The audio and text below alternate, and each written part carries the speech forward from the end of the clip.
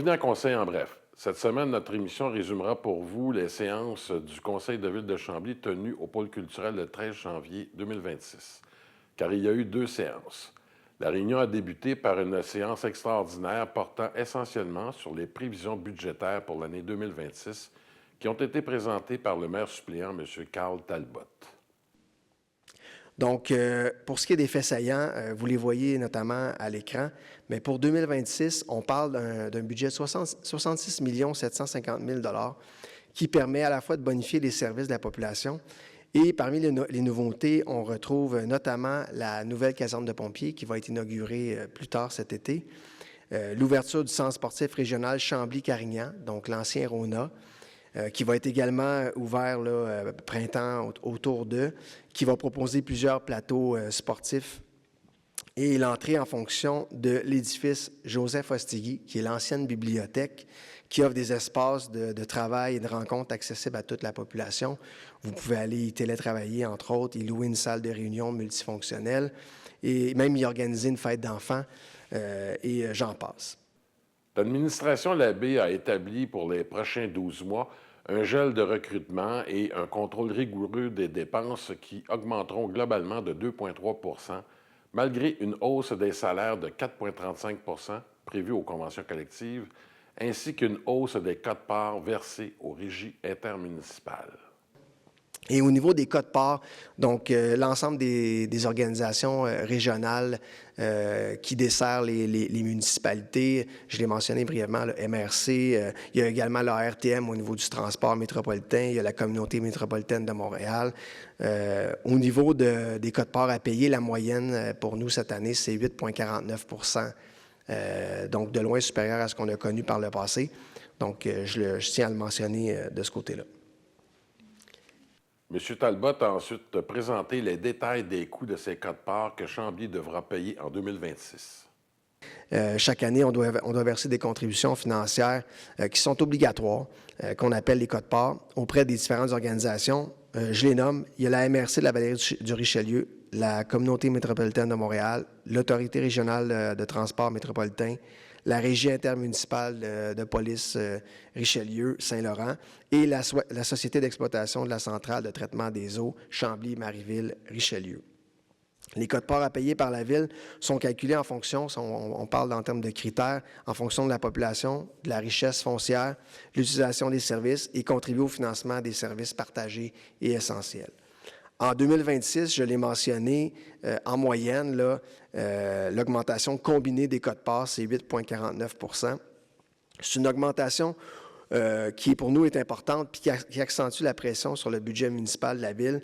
Puis, on avait pour objectif de maintenir les plus hauts standards de services offerts aux citoyens. Donc, on devait, en termes on s'était fait un devoir, dans le fond, de faire preuve de créativité dans la façon d'offrir les services, de diversifier nos sources de revenus et de faire preuve de la plus grande rigueur. Donc, c'est ça qui a mené puis qui a dicté le ton dans l'exercice budgétaire qu'on a fait comme conseil municipal pour le budget 2026. Le maire suppléant a aussi détaillé la provenance des revenus de la Ville. Du côté des revenus et opportunités, les revenus de la Ville proviennent principalement, on le sait, des taxes municipales, à la fois dans les secteurs résidentiels, commercial et industriels, et notamment des paiements de taxes versés par l'École secondaire de Chambly cette année, c'est porté au rôle, et des taxes sur les terrains vagues et les terres agricoles, notamment. Également, la tarification appliquée aux non-résidents pour l'accès aux activités de loisirs et pour les services de l'éco-centre, des matières organiques et de l'eau. Également, je tiens à attirer votre attention que Chambly est très attractive sur le plan économique et ça permet d'attirer de nouveaux investissements et de diversifier nos sources de revenus, de diversifier notre économie locale, évidemment, mais aussi de générer des retombées positives pour l'ensemble de la communauté avec comme résultat une prospérité à long terme en ce qui concerne Chambly. Le ratio de la dette de Chambly s'élève à 10,6 par rapport au total des dépenses de fonctionnement. Et on projette de notre côté un ratio du service de la dette sur les dépenses de fonctionnement de 14,36 d'ici 2030. J'y vais de mémoire, là. Je ne sais pas pourquoi. D'ici 2030, pardon. À tous les 3 ans, la Ville doit procéder à une révision complète de son rôle d'évaluation.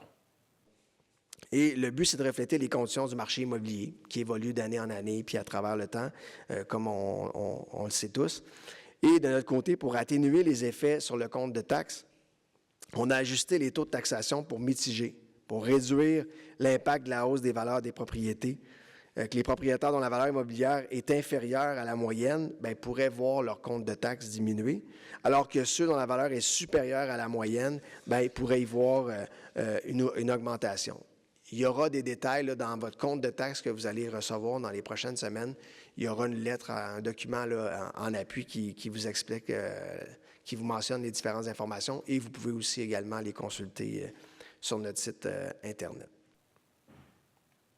Un citoyen s'est inquiété d'une hausse importante des taxes imposées au secteur industriel de la Ville. Voici ce que le directeur général Jean-François Auclair lui a répondu.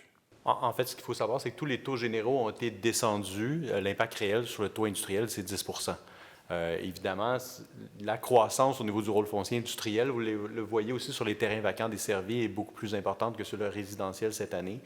L'explication que je pourrais vous donner, c'est que les immeubles, il y a eu moins d'impact cette année. Les terrains, la croissance est assez importante, probablement pour une question de rareté. Au niveau résidentiel, commercial, industriel, la valeur des terrains, des propriétés a monté plus que la valeur des immeubles. Mais ce qu'il faut savoir, c'est que le taux a été baissé en conséquence du 45 %. L'augmentation moyenne au niveau industriel, c'est 10 %.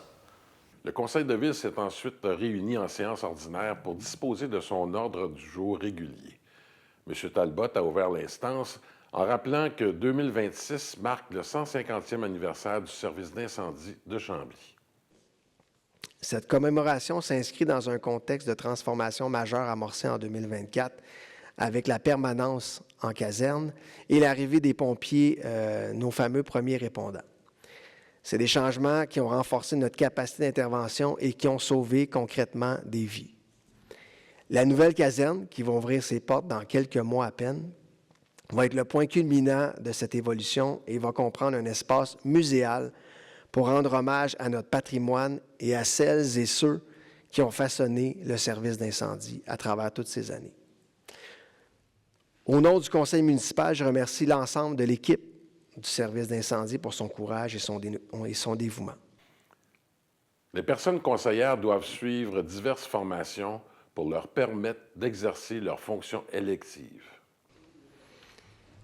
On a des formations obligatoires avec le MAMACH, entre autres, là, qui présente l'ensemble du rôle et les différentes composantes de notre rôle, des instances, tout ça, tant en termes du côté des élus que de l'administration, que le MAMACH, que l'UMQ, que la commission municipale, tout ça. On a des formations obligatoires, puis on a convenu d'une formation sur l'éthique et la déontologie qu'on aura dans les prochaines semaines. Donc, il y a des formations obligatoires de ce côté-là. Le Conseil a modifié la réglementation afin de permettre l'application d'un PIIA, un plan d'implantation et d'intégration architecturale, dans le centre-ville de Chambly. M. Auclair donne les détails. Oui, en fait, ce que ça concerne au niveau du lotissement, c'est pour nous permettre d'appliquer le PIA dans le secteur centre-ville. Les délimitations, vous avez dans le fond le bassin de Chambly au nord, le boulevard de Périgny au sud, l'avenue de Salaberry à l'est et le lieu historique national du Fort à l'ouest. Là, j'y vais avec des références géographiques pour donner une idée aux citoyens. Oui, merci. M. Carey a présenté un projet de règlement sur les pesticides. Merci, M. Talbot.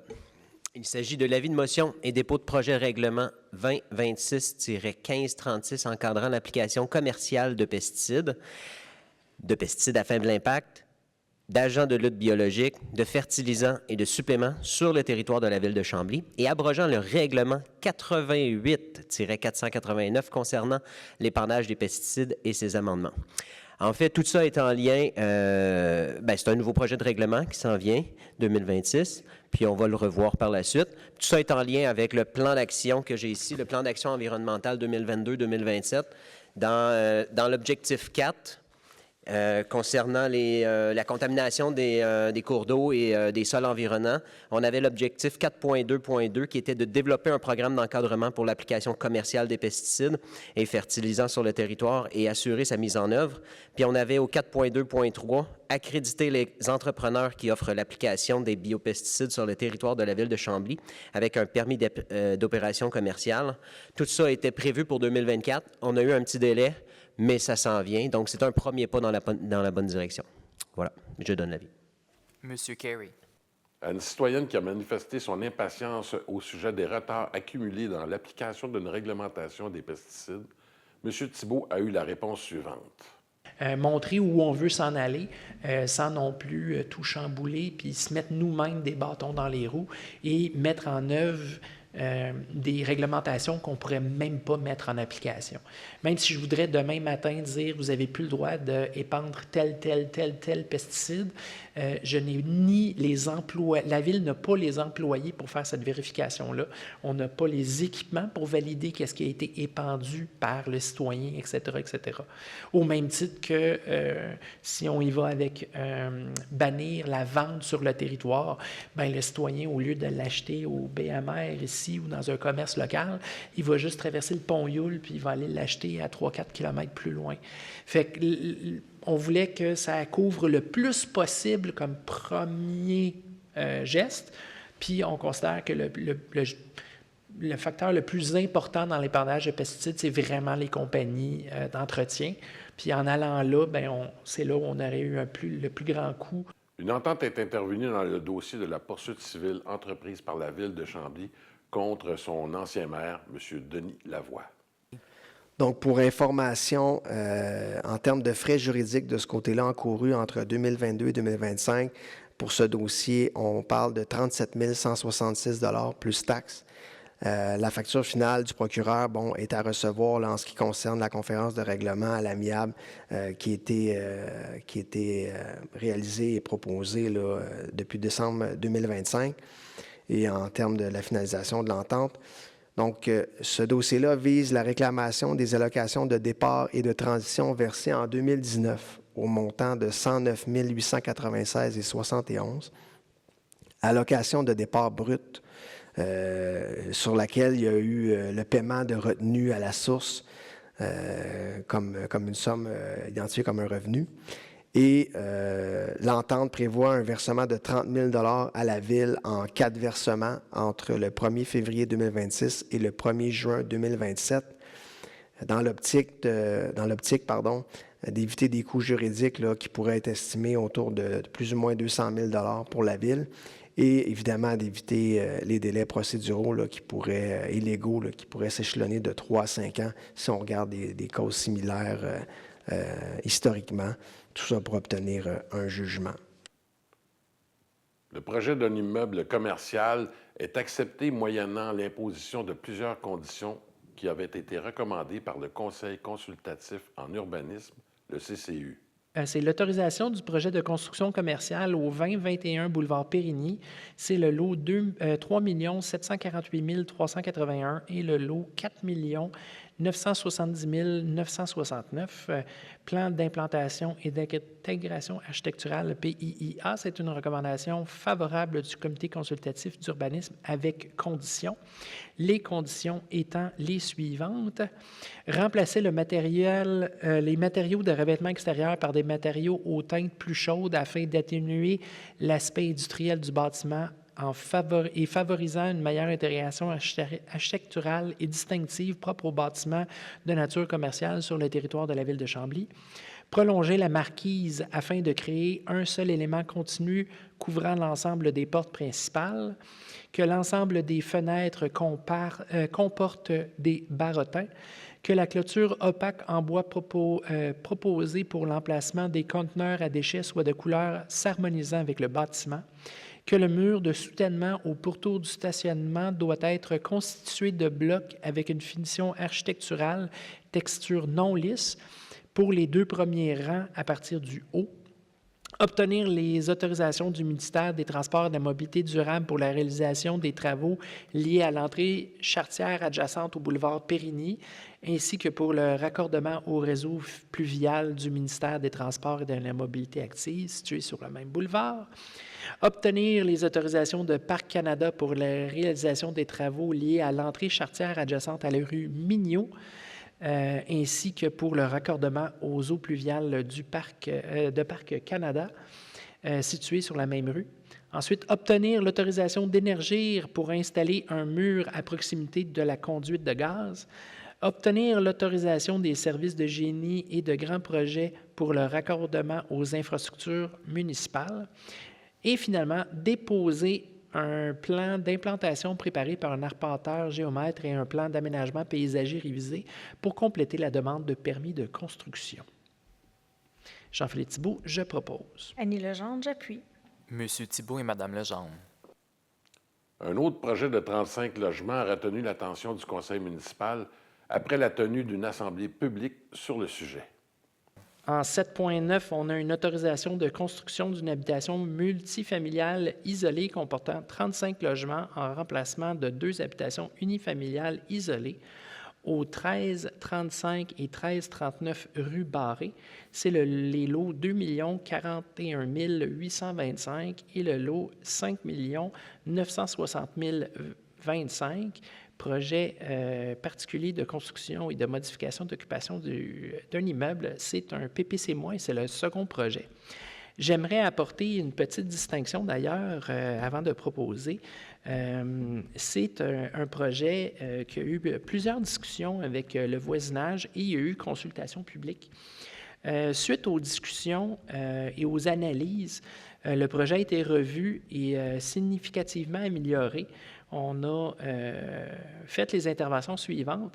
On a réduit le nombre de cases de stationnement à 36, notamment par le retrait de 12 cases extérieures afin de limiter la minéralisation et l'achalandage.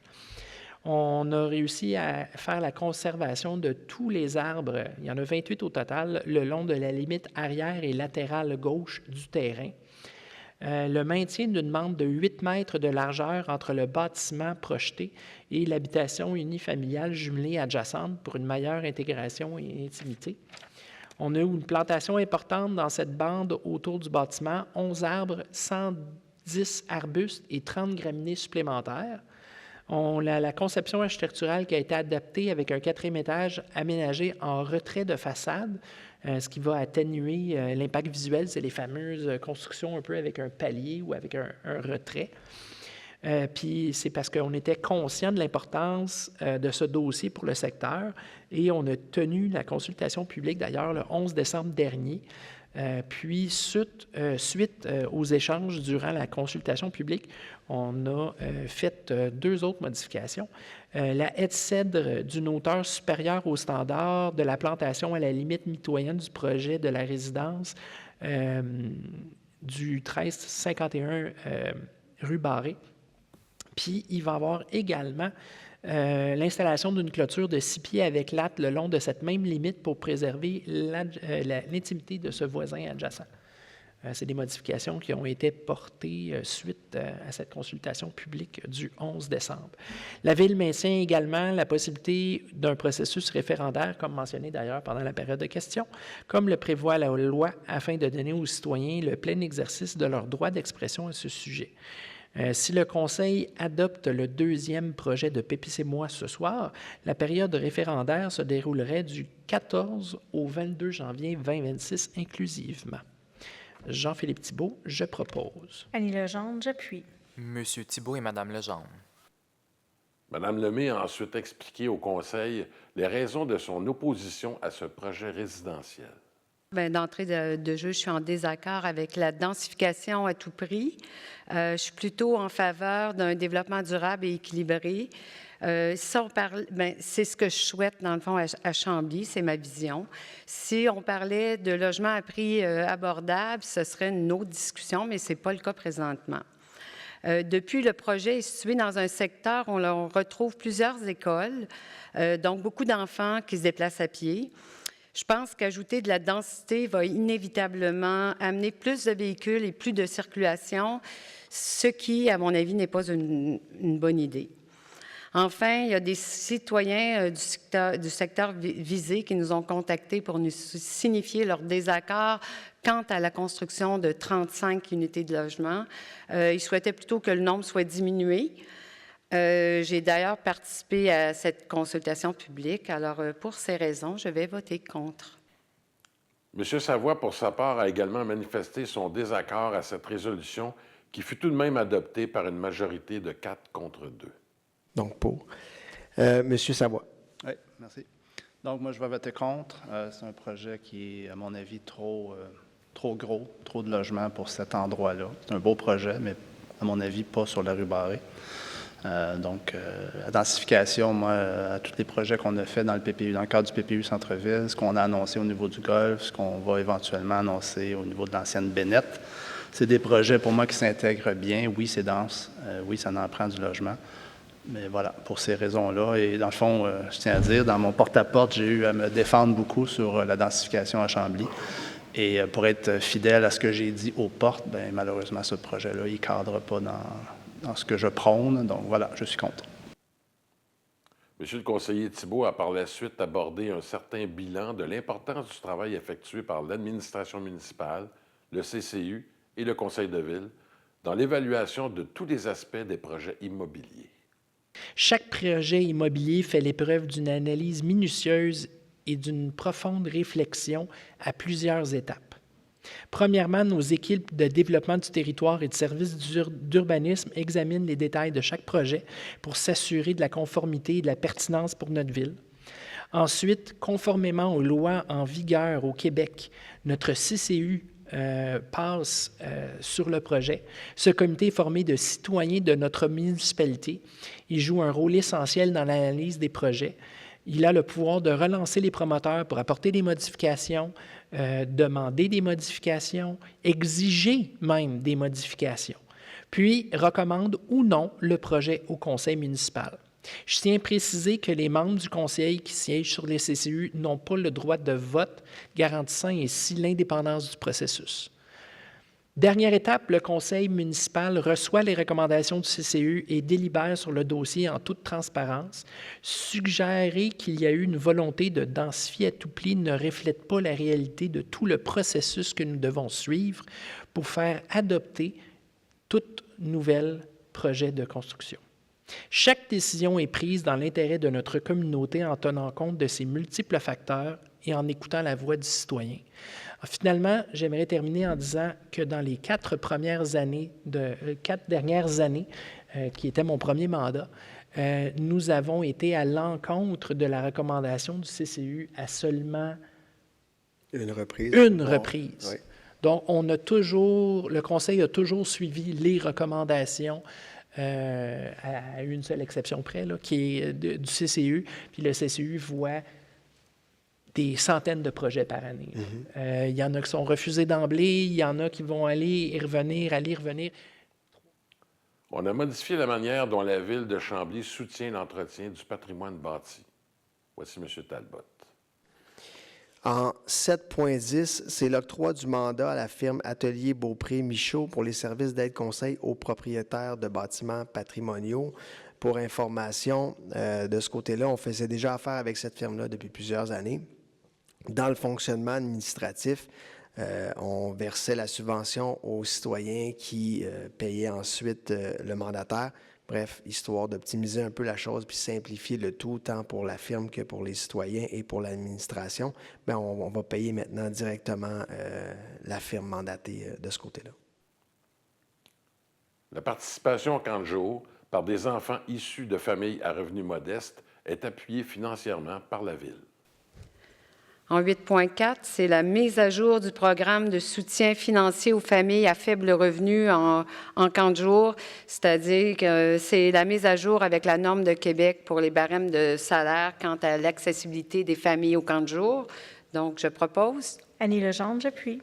Madame Guy, Madame Legendre. M. Thibault et Mme Lemay expliquent que l'objet d'une entente intervenue avec un autre service d'incendie dans la région.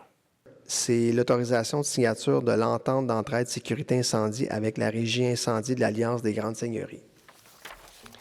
Jean-Philippe Thibault, je propose. Jean-François Monnard, je l'appuie. Et j'aimerais apporter une explication. Oui, M. Thibault, allez-y.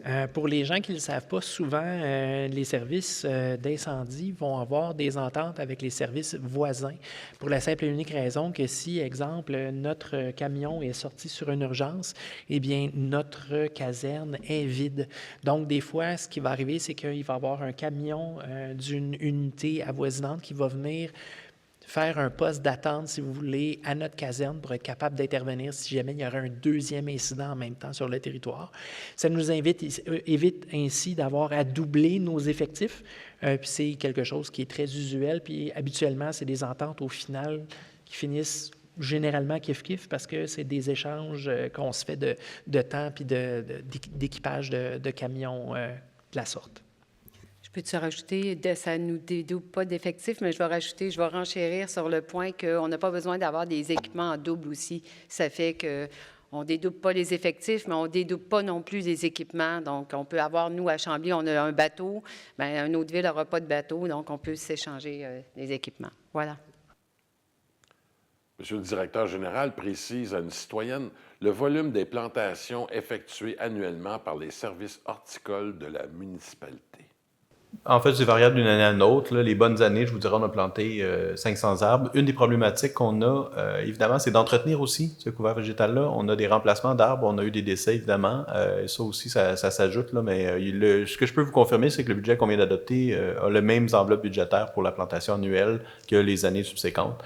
Il y a des années, c'est du remplacement. Il y a des années où on va planter de façon massive dans certains endroits ou dans nos lieux publics. Là. Entre autres, dans l'emprise du boulevard Périgny, là, il y a 2-3 ans, on a planté massivement. On a beaucoup d'entretien aussi à ces arbres-là assurés sur les années subséquentes. Fait que c'est variable d'une année à l'autre si on va juste en matière de quantité. Alors voilà qui termine cette édition de Conseil en bref qui reprenait des faits saillants des séances du Conseil municipal de Chambly tenues le 13 janvier dernier. Nous espérons que l'émission vous a plu. Ici Louis Bibeau qui vous dit à la prochaine.